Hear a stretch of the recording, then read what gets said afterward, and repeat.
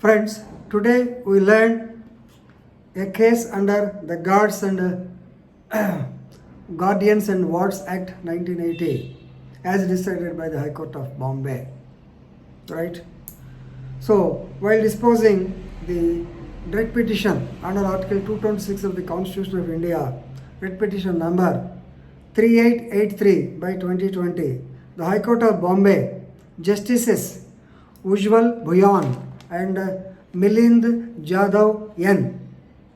In the case of Rajani Hariom Sharma. So, Rajani Hariom Sharma versus Union of India and another held that wife can act as guardian to her husband even though he is alive. This is the main point. Wife can act as the guardian even though the husband is alive, because when he is not able to perform the functions, that is the main problem. Now, let us go into the details of the case. So, Rajani Hari Om Sharma. So, the person, the husband, she is Rajani and her husband's name is Hari Om Sharma. Right? So, the both of them got married on 20/2/1999. So, maybe around 30 years back, 20 years back, they got married, and they were blessed with two children also. That is Yudhi Sharma and Arjun Sharma. And Arjun Sharma is still a minor. Right? Of course. Father of Hariom Sharma, that is Shyam Babu Sharma, he died. He expired on 8/11/2015. And the mother-in-law, Chandravati Sharma, is now staying with the Hariom Sharma, and she is dependent on the Hariom Sharma because of her old age and old age related issues like BP, sugar and all these things. So this is the family structure of Hariom Sharma. Right? So how is he now? What happened is, right, I will tell you that also.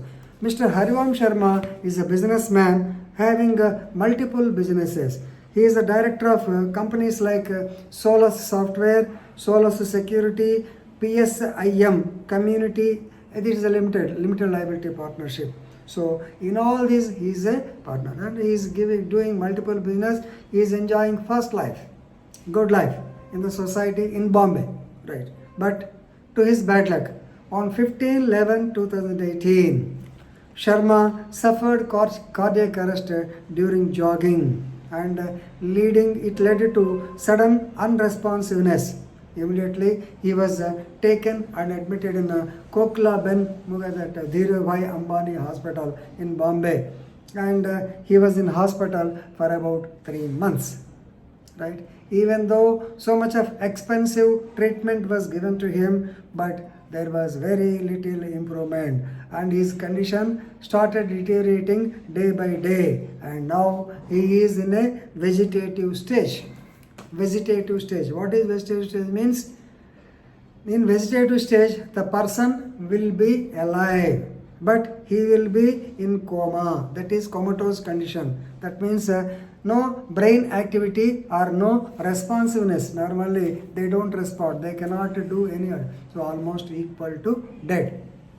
Right? This is what is called a vegetative stage. Right? The doctors also could not do anything. Ultimately, they discharged him on 6/2/2009. Almost 3 months later. 3 months later, he was discharged. Of course, the medical advice is of course, they have to give the medical advice. As per the medical advice, he was required to be taken necessary care 24/7. That means always somebody should take care of him. Then physiotherapy should be done. Then speech therapy also should be done occasionally. Right? That means the medical expenses are high. They are very heavy because, number one, she has to create a conducive or a well-equipped air conditioning room and a nursing room to Hariom Sharma. Then a recliner bed, because he cannot go for recliner bed. Then air mattresses, and also life-saving support system should always be there. So full-time nurse and part-time physiotherapy and speech therapy, which are definitely costing her.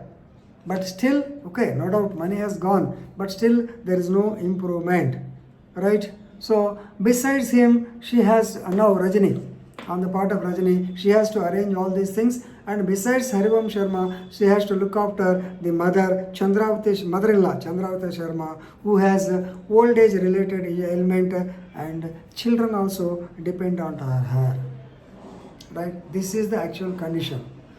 Right? Rajani says that the person Harivam Sharma has got only 10% of the shares in the Solus security system, and it is not sufficient to meet the expenses. That too, Harivam Sharma cannot go to the companies and cannot manage them, and there is nobody to look into the affairs of the company. Normally others, they will swallow and they will say so much of loss has come. Right? So since the condition was precarious, right, then she approached the banks also. She approached banks and filed a petition that she may be granted the guardianship on behalf of the husband, because husband is in a vegetative stage. He cannot speak, he cannot give any directions. So, but the banks did not agree. Ultimately, they wanted a certificate from the court under the Guardians and Wards Act 1980. So fed up with the attitude of the banks, and also fed up with the expenses and being not able to meet the expenses, and she has approached the so-called High Court of Bombay for giving a declaration as she is the declaration as guardian to her husband under Article 226 of the Constitution of India.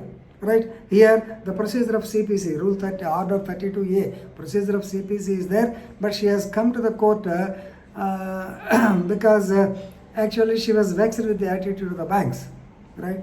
Of course, it's only a personal matter. Please remember, but there is public interest.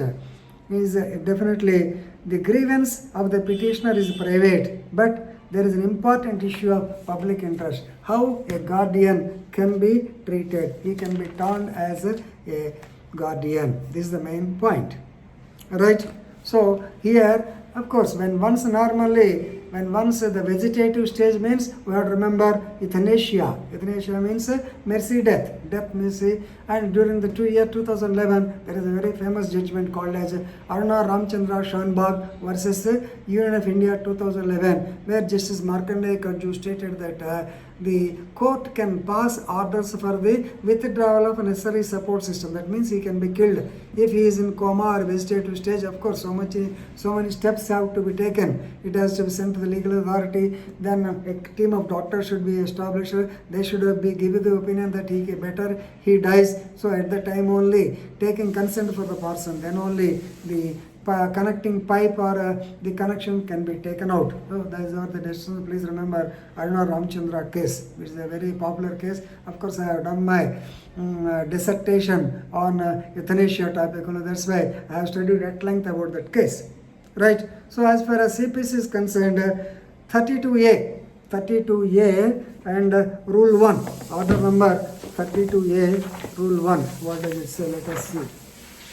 32A.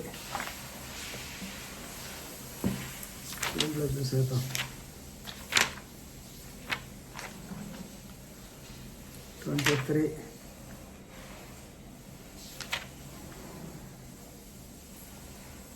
Yes, suits relating to matters concerning a family. So the settlement and family, guardian with annuity. So Rule 1 asks you to file the application. Suits relating to the settlement of the family. Order 32A only. But it's not very clear that who has to be appointed as a guardian, because Guardians and Wards Act separated on the property. Then they have not given. Anyway, so and you have to take into consideration the Rights of Persons with Disabilities Act also 2016. Anyway, taking into consideration all these things. Now the Honorable High Court of Bombay, they have given, yes, definitely they have ordered that the petitioner, means Rajani Harivam Sharma, shall be treated and accepted as a guardian.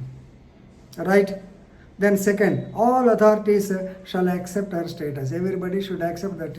And the litigation point here, when she is appointed as a guardian, suppose if he takes away the property, if she misappropriates the property, what about the children of the mother-in-law? For that, as a precaution, Honorable High Court held Maharashtra Legal Service Authority to monitor the functioning of the petitioner. See how